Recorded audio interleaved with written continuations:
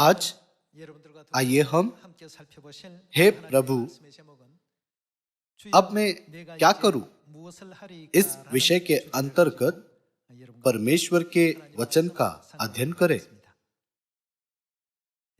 हमारे विश्वास के जीवन में हम अक्सर विभिन्न कठिनाइयों, परीक्षणों और उत्पीड़न का अनुभव करते हैं। जब ऐसी चीजें होती है तो आमतौर पर लोग परमेश्वर की इच्छा को न जानकर शिकायत करते हुए कहते हैं, मेरे साथ ऐसा क्यों हुआ, या ये चीजें मेरे साथ ही क्यों होती है। क्योंकि ऐसा लगता है कि वे चीजें दूसरों के साथ कभी नहीं होती, लेकिन केवल उनके साथ होती है, तो वे अभिव्यक्ति का उपयोग करते हैं, क्यों मेरे साथ। उसके बजाय जब वे परिस्थितियां होती है तो हमें अपना विचार इस तरह बदलना चाहिए, परमेश्वर मुझे यहाँ क्या सीखने दे रहे हैं, या परमेश्वर इस स्थिति के द्वारा मुझे क्या सिखाने की कोशिश कर रहे हैं।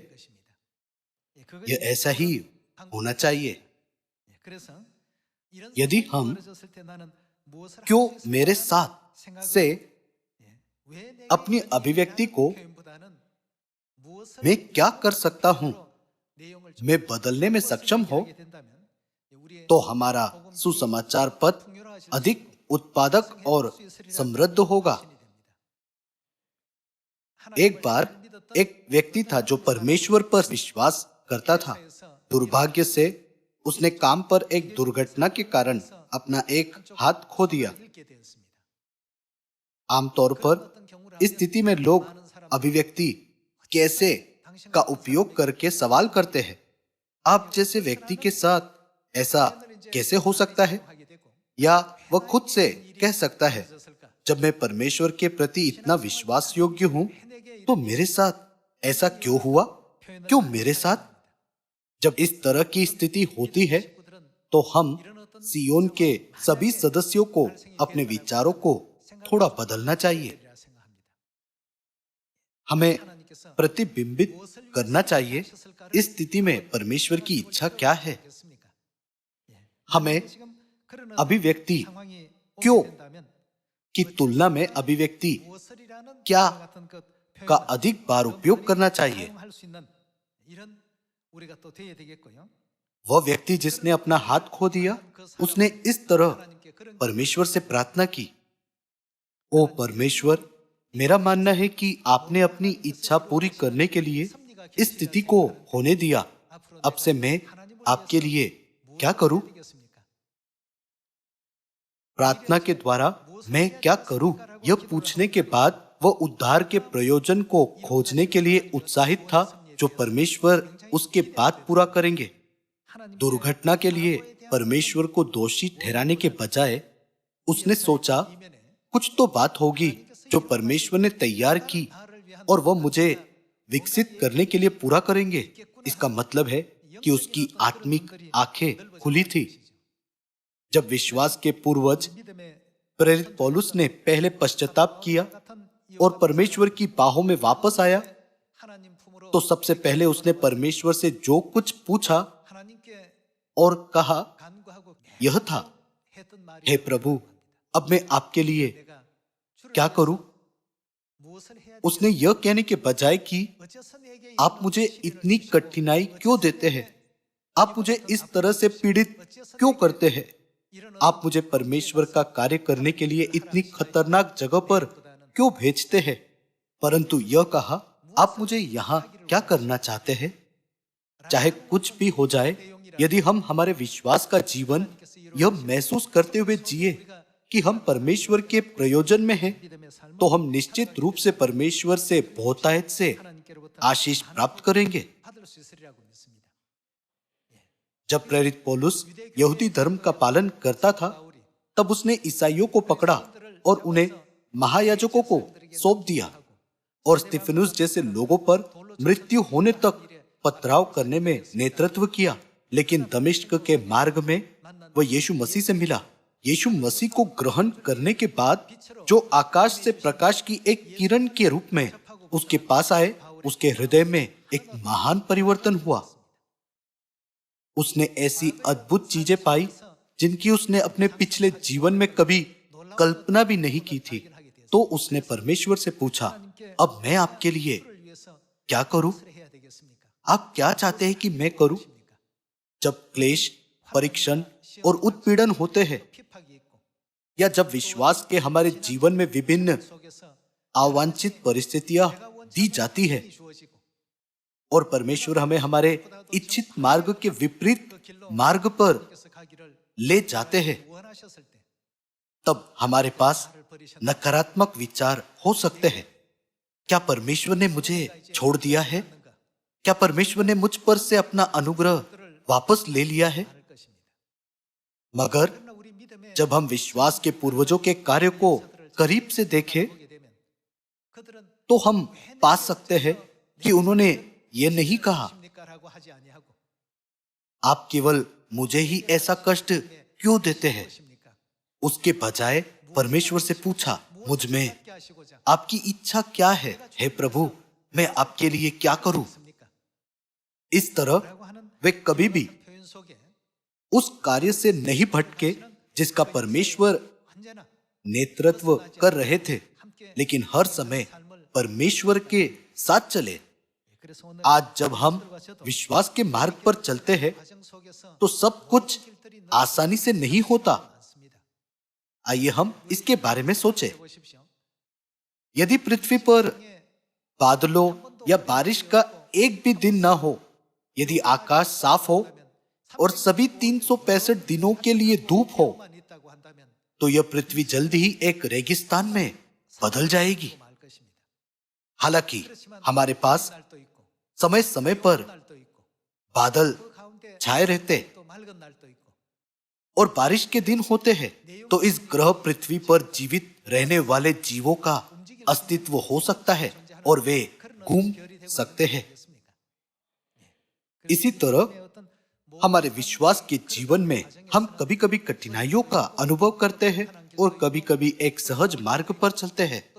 अच्छे समय होते हैं और हम कष्टों, पीड़ाओं और परीक्षणों से भी गुजर सकते हैं। जंगल में 40 वर्ष की यात्रा की तरह हम अपने विश्वास के जीवन में विभिन्न परिस्थितियों का सामना करेंगे। आओ हम इसे याद रखें। जब भी कुछ होता है तो यह ना सोचे ऐसा केवल मेरे साथ ही क्यों होता है, लेकिन खुद से पूछिए, ऐसा क्या है जो परमेश्वर चाहते हैं कि मैं करूं, कि वो मुझे इस मार्ग पर ले जा रहे हैं। जब हम बड़ी तस्वीर देखते हैं तो परमेश्वर हम सभी को कहां ले जा रहे हैं? वो अब हमें स्वर्ग की ओर ले जा रहे हैं। हमारा स्वर्ग में मार्गदर्शन करने की प्रक्रिया में परमेश्वर हमें थोड़ी असहज जगह पर या एक आसान मार्ग पर या ऐसी जगह पर रख सकते हैं जहां गंभीर उत्पीड़न है, या ऐसी जगह जहां सब कुछ शांतिपूर्ण है। हम स्वयं नहीं जानते कि हम किस प्रकार की स्थिति और परिस्थिति में हैं, लेकिन परमेश्वर सब कुछ जानते हैं। परमेश्वर हमारी कमी, हमारे दोष और हमारी गलतियां जानते हैं। क्योंकि परमेश्वर जानते हैं, तो वह हमारी कमजोरियों को मजबूत करते हैं और हमारी खामियों को दूर करते हैं। हमें याद रखना चाहिए कि परमेश्वर हमेशा सियोन में अपनी संतानों का उद्धार के मार्ग पर मार्गदर्शन करते हैं। पहला थिस्सलुनीकियों अध्याय 5 के अनुसार हमें किस तरह का जीवन जीना चाहिए? सदा आनंदित रहो, निरंतर प्रार्थना में लगे रहो और हर बात में धन्यवाद करो। जब कोई परमेश्वर से कहता है, आप मुझे एक आसान मार्ग पर नहीं ले गए, मैं इस स्थिति में धन्यवाद कैसे दे सकता हूँ? आप इस तरह का कष्ट मुझे ही क्यों देते हैं? तब वह परमेश्वर को धन्यवाद नहीं दे सकता। हम अनंत स्वर्ग के राज्य के ठीक सामने हैं, तो हमें बड़ी तस्वीर और मार्ग को देखना चाहिए जिसमें परमेश्वर हमें ले जा रहे हैं। अब से आइए हम क्यों शब्द का उपयोग ना करें, उसके बजाय परमेश्वर से पूछे, जब आप मुझे इस स्थान पर रखे तो आप क्या चाहते हैं कि मैं करूं? जब आप मुझे उस स्थिति में रखे तो आप क्या चाहते हैं कि मैं करूं? कोई फर्क नहीं पड़ता कि परमेश्वर हमें किस तरह की स्थिति में डालते हैं। हमें यह सोचने की जरूरत है कि हमें परमेश्वर के लिए क्या करना चाहिए। इससे कोई फर्क नहीं पड़ता कि परमेश्वर हमें किस पद में रखते हैं। हमें यह सोचने की आवश्यकता है, मुझे परमेश्वर के लिए क्या करना चाहिए, मुझे किस तरह का व्यक्ति बनना चाहिए। यहाँ तक कि प्रेरित पौलुस ने भी पहले परमेश्वर पर सच्चा और सही विश्वास नहीं किया था। वह परमेश्वर के लोगों को सताने और उन्हें नष्ट करने में एक सरदार था, लेकिन पश्चाताप करने के बाद उसने पहले परमेश्वर से यह कहा था, हे प्रभु, मैं आपके लिए क्या करूं? तब परमेश्वर ने उसे उत्तर दिया, मैंने तुम्हें यह काम करने के लिए बुलाया है। आज आइए हम परमेश्वर के वचनों को एक बार फिर से देखें और हमेशा क्यों पूछने के बजाय परमेश्वर से पूछे, आप क्या चाहते हैं कि हम करें। आइए हम प्रेरितों अध्याय 22 पर एक नजर डालें। प्रेरितों अध्याय 22 वचन 6। जब मैं चलते चलते दमिश्क के निकट पहुंचा तो ऐसा हुआ कि दोपहर के लगभग एकाएक एक बड़ी ज्योति आकाश से मेरे चारों ओर चमकी और मैं भूमि पर गिर पड़ा और यह शब्द सुना, हे शाऊल, हे शाऊल, तू मुझे क्यों सताता है? मैंने उत्तर दिया, हे प्रभु, तू कौन है? उसने मुझसे कहा, मैं यीशु नाजरी हूं जिसे तू सताता है। मेरे साथियों ने ज्योति तो देखी, परंतु जो मुझसे बोलता था उसका शब्द न सुना। तब मैंने कहा, हे प्रभु, मैं क्या करूं? दमिश्क के मार्ग पर प्रेरित पौलुस के हृदय में एक महान परिवर्तन हुआ। पहला शब्द जो उसने परमेश्वर से कहा वह था, हे प्रभु, मैं क्या करूं? प्रभु ने मुझसे कहा, उठकर दमिश्क में जा और जो कुछ तेरे करने के लिए ठहराया गया है वहां तुझसे सब बता दिया जाएगा। जब उस ज्योति के तेज के मारे मुझे कुछ दिखाई न दिया तो मैं अपने साथियों के हाथ पकड़ते हुए दमिश्क में आया। तब हनन्याह नामक व्यवस्था के अनुसार एक भक्त मनुष्य जो वहां रहने वाले सब यहूदियों में सुनाम था मेरे पास आया और खड़े होकर मुझसे कहा, हे भाई शाऊल, फिर देखने लग। उसी घड़ी मेरे नेत्र खुल गए और मैंने उसे देखा। तब उसने कहा, हमारे बाप दादाओं के परमेश्वर ने तुझे इसलिए ठहराया है कि तू उसकी इच्छा को जाने और उस धर्मी को देखे और उसके मुंह से बातें सुने, क्योंकि तू उसकी ओर से सब मनुष्यों के सामने उन बातों का गवाह होगा जो तूने देखी और सुनी है। अब क्यों देर करता है? उठ, बपतिस्मा ले और उसका नाम लेकर अपने पापों को धो डाल। जब प्रेरित पौलुस ने पूछा, मैं क्या करूं? परमेश्वर ने कहा, मेरे गवाह बनो। तो उसी क्षण से प्रेरित पौलुस ने यीशु मसीह के बारे में गवाही देने वाले के रूप में जीवन जीना शुरू कर दिया। दमिश्क के मार्ग में उसने तेज प्रकाश देखा। उसके कारण प्रेरित पौलुस की दृष्टि अच्छी नहीं थी। वह हमेशा चाहता था कि उसके शरीर में ऐसा कांटे न हो। हालांकि उसे उसके साथ रहना पड़ा। जहां कहीं वह गया उसने मसीह के बारे में गवाही दी और दमिश्क के मार्ग में अपने अनुभव को कई लोगों के साथ साझा किया। मैं जिस यीशु पर विश्वास करता हूं वह सिर्फ एक मनुष्य यीशु नहीं है, वह स्वभाव ही में परमेश्वर है जो मानव जाति को बचाने के लिए पृथ्वी पर आए थे। जब आप पौलुस के पत्र पढ़ते हैं तो उसने बार बार कहा, यीशु परमेश्वर है। परमेश्वर के वचन का पालन करते हुए मेरे साक्षी बनो। उसने पूरे मन से मसीह के बारे में गवाही दी। आज हम उसी स्थिति में हैं। क्यों ना आप परमेश्वर से प्रार्थना करें कि हे प्रभु, मैं आपके लिए क्या करूं, और देखें कि परमेश्वर आपको कैसे जवाब देंगे। मत्ती 28 में परमेश्वर ने पहले ही हमारी प्रार्थनाओं का जवाब दे दिया है। उस समय जब प्रेरित पौलुस ने अपना जीवन परमेश्वर को समर्पित करने का निर्णय लिया, उसने पूछा, हे प्रभु, मैं आपके लिए क्या करूं? आप मुझसे क्या करवाना चाहते हैं? हमें जो सत्य में है हमेशा परमेश्वर से पूछना चाहिए, आप क्या चाहते हैं कि मैं करूं? आइए हम मत्ती अध्याय 28 पर जाए। मत्ती अध्याय 28 वचन 18।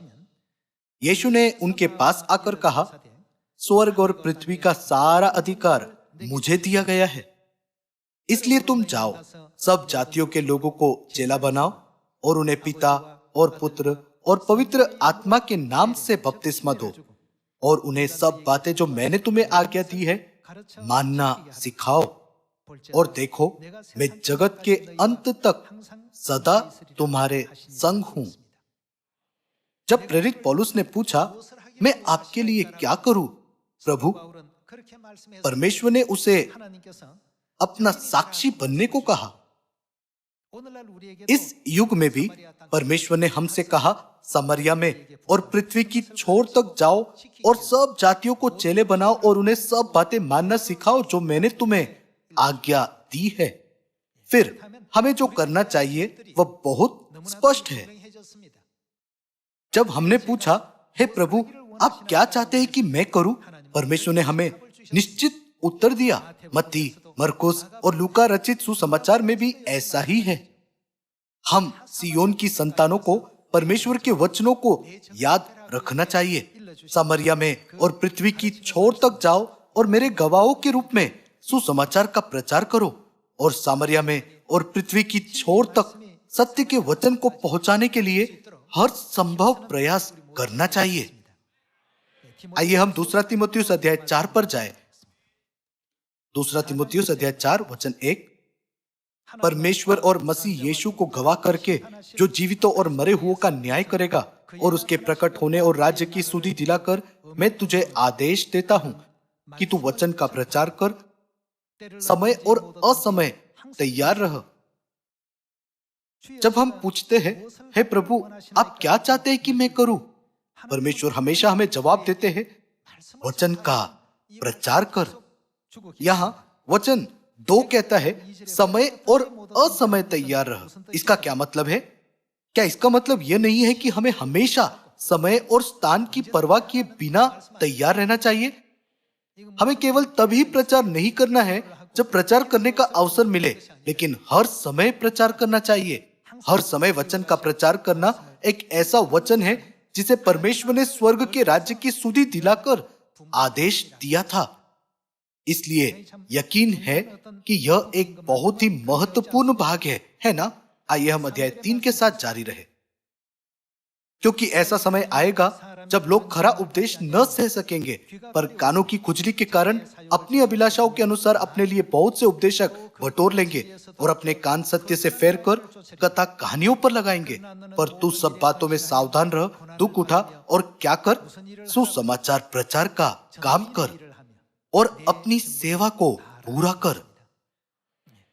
जब हमने पूछा, हे प्रभु, ऐसा क्या है जो आप चाहते कि हम करें, उन्होंने उत्तर दिया, समय और असमय प्रचार करें और हमेशा अपने आप को वचन का प्रचार करने के लिए समर्पित करें।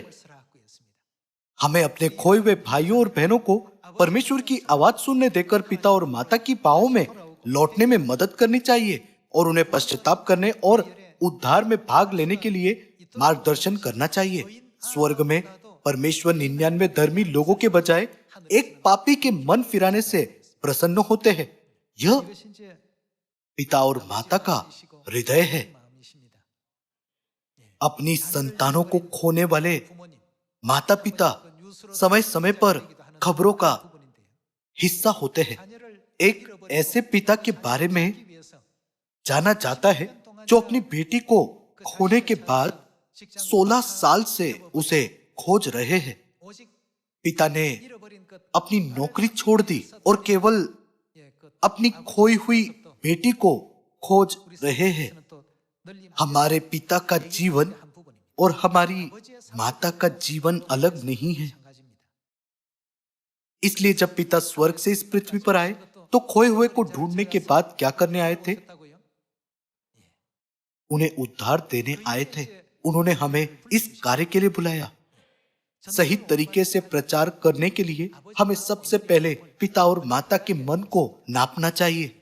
हमें खुद से यह पूछकर पिता के मन और माता के मन को समझना चाहिए। परमेश्वर ने हमें समय और असमय प्रचार करने और समरिया में और पृथ्वी की छोर तक सभी देशों में शुभ संदेश पहुंचाने के लिए क्यों कहा? क्या उन्होंने हमें इतना प्रचार करने के लिए इसलिए कहा ताकि चर्च का विस्तार हो सके? यह चर्च के मात्र विस्तार के लिए नहीं है, लेकिन इसमें परमेश्वर की इच्छा है, जो चाहते हैं कि हम अपने आत्मिक भाइयों और बहनों को ढूंढे, है ना?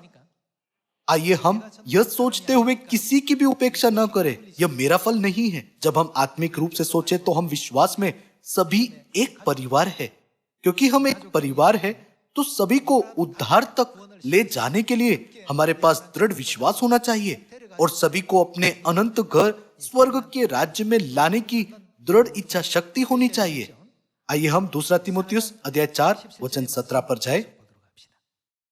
परंतु प्रभु मेरा सहायक रहा और मुझे सामर्थ्य दी, ताकि मेरे द्वारा पूरा पूरा प्रचार हो और सब अन्य जाति सुन ले। मैं सी के मुंह से छुड़ाया गया। आयत 18, और प्रभु मुझे हर एक बुरे काम से छुड़ाएगा और अपने स्वर्गीय राज्य में सुरक्षित पहुंचाएगा। उसी की महिमा युगान युग होती रहे। आमीन। इस प्रचार के द्वारा परमेश्वर ने स्वर्ग की ओर हमारा नेतृत्व किया और उद्धार की ओर हमारा मार्गदर्शन किया। इसलिए सियोन की सभी संतानों को पिता और माता के ऐसे अनुग्रह को कभी नहीं भूलना चाहिए। लंबे समय पहले जब परमेश्वर ने यहोशू और इजरायली सेना को यरीहो प्रदान किया, तब परमेश्वर ने उन्हें एकता में एक हृदय और एक मन के साथ एक साथ चिल्लाने को कहा। यह ऐसी रणनीति नहीं थी जिसे यहोशू ने निर्देशित किया या सैन्य नेताओं ने चर्चा के द्वारा सुझाव दिया। यह किसकी इच्छा थी? यह बस परमेश्वर की इच्छा थी। परमेश्वर ने कहा, सभी को एक साथ उठना और चिल्लाना चाहिए। यदि सैन्य नेताओं ने इसके लिए योजना बनाई होती तो वे बड़े बड़े पत्थरों को फेंककर दीवारों को तोड़ने की कोशिश करते। उन्होंने शायद शारीरिक रूप से बहुत प्रयास किए होते, मगर परमेश्वर ने यरीहो को आसानी से तब गिरा दिया जब सभी उठकर एक साथ चिल्लाए। यहोशू के दिनों में यह कार्य केवल यहोशू और इजरायली सेना के लिए नहीं है।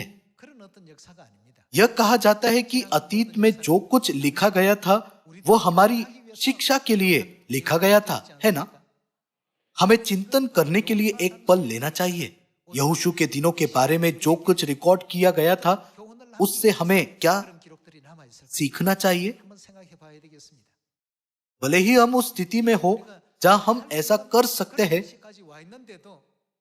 लेकिन यदि हम परमेश्वर की भविष्यवाणियों की ध्वनि के साथ कदम न रखे या एक साथ भाग न ले,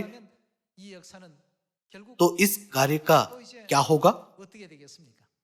परमेश्वर के अंतिम लोगों को परमेश्वर की भविष्यवाणी के अनुसार चलना चाहिए। जब परमेश्वर कहते हैं सभी को एक साथ चिल्लाना चाहिए, तब हम सभी को एक साथ चिल्लाना चाहिए। यदि कुछ लोग चिल्लाते हैं और दूसरे चुप रहते हैं तो यह पूरा नहीं हो सकता। तब यदि सियोन के सभी परिवार के सदस्य उस कार्य में भाग लेते हैं जो परमेश्वर कर रहे हैं, तो इस कार्य का परिणाम वास्तव में शानदार होगा। पिता ने बताया था कि साम्यवाद के गिर जाने और लोकतंत्र में बदल जाने से भी यह दुनिया कोलाहल में होगी, लेकिन अंत में परमेश्वर के लोगों का कार्य अधिक महान होगा, है ना? ऐसा कौन सा कार्य है जो वाकई में दुनिया को चौंका देगा? किसी ने भी कल्पना नहीं की थी कि अभेद गढ़ यरीहो गिर जाएगा, लेकिन जिस काम की किसी ने कल्पना भी नहीं की थी वह हकीकत बन गया। 7 अरब लोगों को प्रचार करने का काम निश्चित रूप से एक सपना नहीं है, क्योंकि परमेश्वर हमारे साथ है। यह कुछ ऐसा है जो निश्चित रूप से पूरा हो सकता है। जब वह दिन अचानक आएगा तो हमें यह नहीं कहना चाहिए, मैंने कुछ भी तैयार नहीं किया, मैं क्या करूं। उसके बजाय इस क्षण से सभी को सचेत रहना चाहिए और संयमी होना चाहिए। क्या यह बाइबल में नहीं कहा गया है, सचेत रहना और संयमी होना? आपको क्यों लगता है कि वे वचन वहां हैं? इस क्षण परमेश्वर अलार्म बजा रहे हैं। हमें उनकी चेतावनी की उपेक्षा नहीं करनी चाहिए। इसीलिए यह 2 तीमुथियुस अध्याय 4 में लिखा है, समय और असमय प्रचार कर, और आयत 17 में, ताकि पूरा पूरा प्रचार हो और सब अन्य जातीय सुन ले। इस काम के लिए मुझे सी के मुंह से भी छुड़ाया गया। परमेश्वर हमें इस तरह के खतरों और गंभीर परिस्थितियों से बचाते हैं। इसलिए जब हम एक मन से पूछते हैं, हे प्रभु, मैं आपके लिए क्या करूं, परमेश्वर हमें एक ही जवाब देते हैं, जाओ और सभी जातियों को चेला बनाओ, उन्हें पिता और पुत्र और पवित्र आत्मा के नाम से बपतिस्मा दो। इस संदेश को अन्य जातियों के लिए भी साझा करो। सभी लोगों, जाग उठो और एक साथ चिल्लाओ। सिर्फ कुछ लोग ही नहीं, परंतु जब हर कोई एक साथ सुसमाचार के कार्य में भाग ले तो यह निश्चित रूप से सियोन की जीत के रूप में स्मरण की पुस्तक में दर्ज किया जाएगा। आइए हम यूहन्ना अध्याय 21 वचन 15 देखें। जब भी हम पूछे, हे प्रभु, अब मैं आपके लिए क्या करूं, तब परमेश्वर हमेशा हमें यह वचन देते हैं। यूहन्ना अध्याय 21 वचन 15। भोजन करने के बाद यीशु ने शिमोन पतरस से कहा, हे शिमोन, यूहन्ना के पुत्र, क्या तू इनसे बढ़कर मुझसे प्रेम रखता है? उसने उससे कहा, हाँ प्रभु, तू तो जानता है कि मैं तुझसे प्रीति रखता हूँ। उसने उससे कहा, मेरे मेमनों को चरा। उसने फिर दूसरी बार उससे कहा, हे शिमोन, यूहन्ना के पुत्र, क्या तू मुझसे प्रेम रखता है? उसने उससे कहा, हाँ प्रभु, तू जानता है कि मैं तुझसे प्रीति रखता हूँ। उसने उससे कहा, मेरी भेड़ों की रखवाली कर। उसने तीसरी बार उससे कहा, हे शिमोन, यूहन्ना के पुत्र, क्या तू मुझसे प्रीति रखता है? पतरस उदास हुआ कि उसने उससे तीसरी बार ऐसा कहा, क्या तू मुझसे प्रीति रखता है? और उससे कहा, हे प्रभु, तू तो सब कुछ जानता है, तू ये जानता है कि मैं तुझसे प्रीति रखता हूँ। यीशु ने उससे कहा, मेरी भेड़ों को चरा। हमारे प्रति परमेश्वर की इच्छा 4 सुसमाचार पुस्तकों में निहित है। परमेश्वर ने हमें समय और असमय प्रचार करने के लिए खुद को समर्पित करने और सभी जातियों को चेला बनाने और उन्हें पिता और पुत्र और पवित्र आत्मा के नाम से बपतिस्मा देने और उन्हें सब बातें जो परमेश्वर ने हमें आज्ञा दी है मानना सिखाने के लिए कहा है। हम जो कुछ भी हम परमेश्वर की इच्छा के साथ करते हैं वह कभी भी विफल नहीं हो सकता।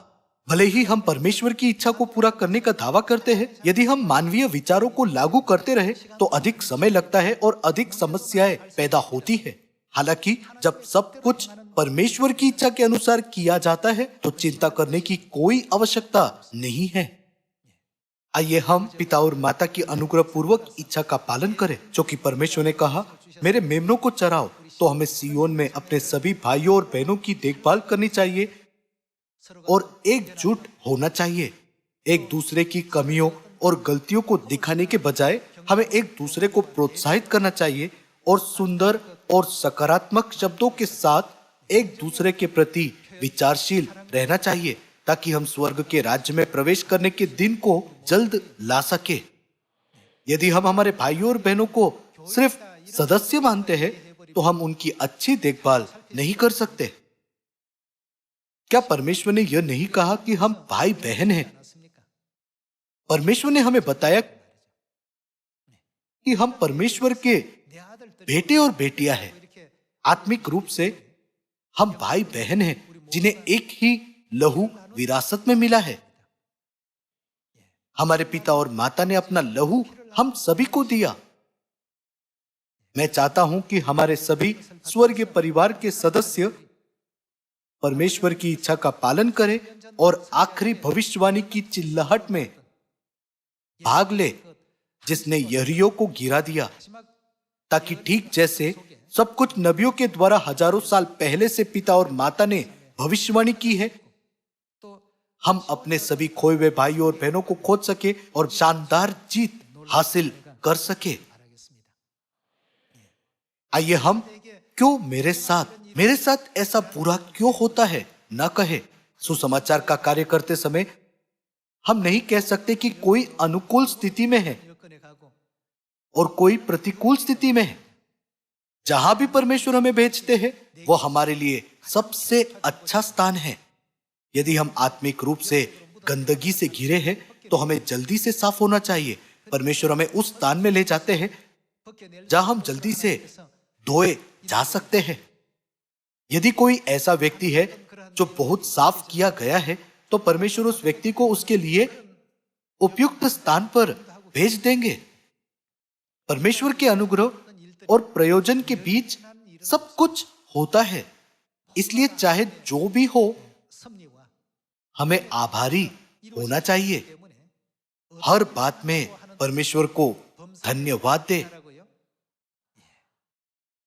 इसका मतलब यह नहीं है कि हमें बिना किसी कारण के परमेश्वर को धन्यवाद देना चाहिए। जब आप सब कुछ देखते हैं तो वहां परमेश्वर का प्रेम है। परमेश्वर का हमें सुसमाचार में एक निश्चित मार्ग से ले जाने का कुछ कारण है। हमें इस पर विश्वास करना चाहिए। इस तरह आइए हम सब सियोन में भाई बहन बने जो परमेश्वर के उद्धार के शानदार कार्य के गवाह बनेंगे। मुझे आशा है कि जब हम स्वर्गीय घर में हमारी माता के साथ लौटेंगे तो हम सभी को आनंद होगा। सियोन के सभी सदस्यों को इन चीजों की तैयारी करने के लिए कहते हुए मैं आज के उपदेश को समाप्त करना चाहूंगा। आपका बहुत बहुत धन्यवाद।